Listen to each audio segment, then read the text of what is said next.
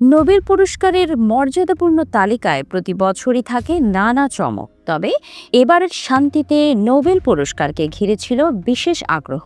কারণটা মার্কিন president Donald Trump. বহুদিন ধরেই নোবেল পুরস্কার নিয়ে ডোনাল্ড ট্রাম্পের আগ্রহ ছিল তুঙ্গে।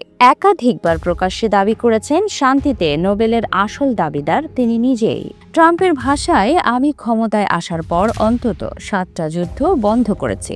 ওবামা তো কোনো যুদ্ধ না থামিয়েই নোবেল পেয়ে গেছেন। এমন বক্তব্যে একসময় ট্রাম্পের ভক্তরাও বিশ্বাস করতেন এবার হয়তো শান্তিতে নোবেল ট্রাম্পের ঝুলিতেই যাবে। কিন্তু শেষ পর্যন্ত ঘোষণায় নাম এলো অন্য এক নারীর, ভেনেজুয়েলার বিরোধী নেতা মারিয়া করিনা মাসাদো। ভেনেজুয়েলায় গণতান্ত্রিক অধিকার প্রতিষ্ঠার আন্দোলনে অসামান্য অবদানের স্বীকৃতিস্বরূপ শান্তিতে নোবেল পেয়েছেন তিনি। 1967 সালের 7ই অক্টোবর কারাকাসে জন্ম এই নারী রাজনীতিকের।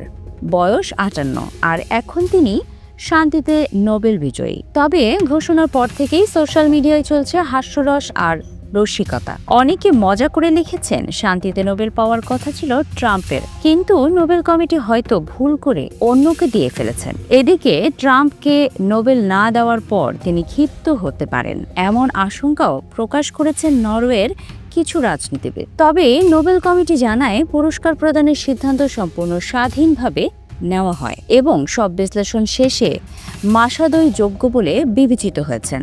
অন্যদিকে ট্রাম্প এক ভিডিও বার্তায় জানিয়েছেন, নোবেল কমিটি যে সিদ্ধান্ত নেবে তাতেই আমার সায় আছে। তবে মুখে যতই শান্ত শোনাক, ভেতরে কিন্তু ট্রাম্পের ক্ষোভ থেমে নেই, এমনটাই মনে করছেন অনেকেই।